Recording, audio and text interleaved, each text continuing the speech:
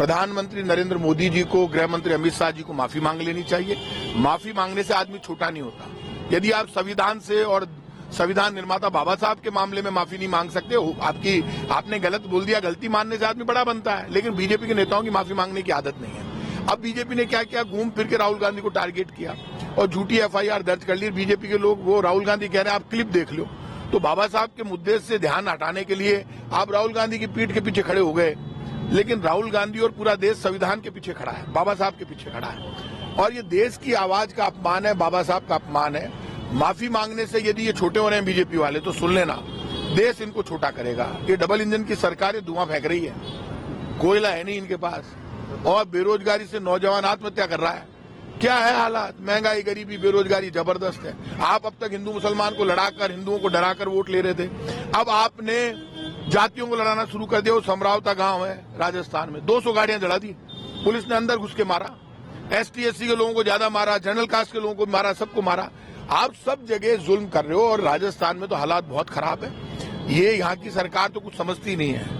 यहाँ पे तो खुला राज है और तानाशाही चल रही है, अधिकारियों का राज चल रहा है, क्योंकि सरकार नाम की कोई चीज ही नहीं है। बीजेपी लगातार कह रही है, कांग्रेस ने तो बाबा साहब के रास्ते खूब रोकने की कोशिश करी थी। मोदी जी ने तो अम्बेडकर जी के लिए कई स्मारक बनवाए, यहाँ एजुकेशन की, विदेशों में जमीन लेके काम किया अम्बेडकर के लिए। बीजेपी ने कभी भी बाबा साहब कांग्रेस की सरकार में मंत्री थे।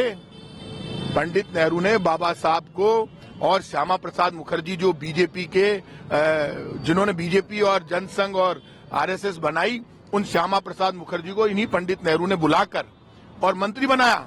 जमानत जब्त हो गई थी, श्यामा प्रसाद मुखर्जी जी की चुनाव हार गए थे। वो इतना सम्मान करते थे विपक्ष वालों का। बाबा साहब को तो इतना सम्मान देते थे, महात्मा गांधी और पंडित नेहरू के कानून मंत्री बनाया। और वो बाबा साहब संविधान के निर्माता बने, क्योंकि प्रधानमंत्री पंडित नेहरू और महात्मा गांधी चाहते थे कि बाबा साहब इस देश को समझते हैं, तो उन्होंने पूरा संविधान लिखा। तो बाबा साहब जो संविधान के निर्माता, उन्हें बीजेपी का सम्मान, बीजेपी तो तब थी नहीं, खटे कहां थी बीजेपी, कौन बीजेपी वालों को शर्म नहीं आती? आजादी की लड़ाई में कहीं थे नहीं। अब पूरा देश मोदी जी ने और अमित शाह जी ने बनाया। ये तो ये कहते हैं, अरे भाई साहब आपने नहीं बनाया, ये राम और कृष्ण का देश है, आपका क्या लेना देना है भाई साहब? यहाँ हिंदू, मुसलमान, सिख, ईसाई, फारसी, जैन, बौद्ध, यहाँ महात्मा बुद्ध भी होते हैं, तो महावीर स्वामी भी होते हैं, तो भगवान राम भी होते हैं, भगवान कृष्ण भी होते हैं। और यहाँ पे हिंदू, मुसलमान, सिख, ईसाई मिलकर रहते हैं। यहाँ झगड़ा नहीं है, संविधान से देश चलता है। ये ना संविधान के सगे ना बाबा साहब के। इसलिए बीजेपी सुन लें, आप हमारी लाठी और गोली के दम पर आवाज दबाना चाहते हो, राहुल गांधी को गिरफ्तार करना चाहते हो। और ये बीजेपी तो अब जो लगता है, जिस ढंग से FIR दर्ज की है, तो क्या बीजेपी क्या राहुल गांधी की हत्या करना चाहती है क्या? राहुल गांधी उस परिवार से, इंदिरा जी की हत्या हो गई इस देश में, यहाँ पे राजीव गांधी जी की हत्या हो गई। शर्म नहीं आती बीजेपी को? उनकी सिक्योरिटी छीन लेते हो आप, राहुल गांधी के खिलाफ षड्यंत्र करते हो। तो बीजेपी, जब इंदिरा जी की हत्या हुई, राजीव गांधी की हत्या हुई, तब भी बीजेपी का नियत ठीक नहीं है। बीजेपी आज भी उनके बलिदान का अपमान करती है।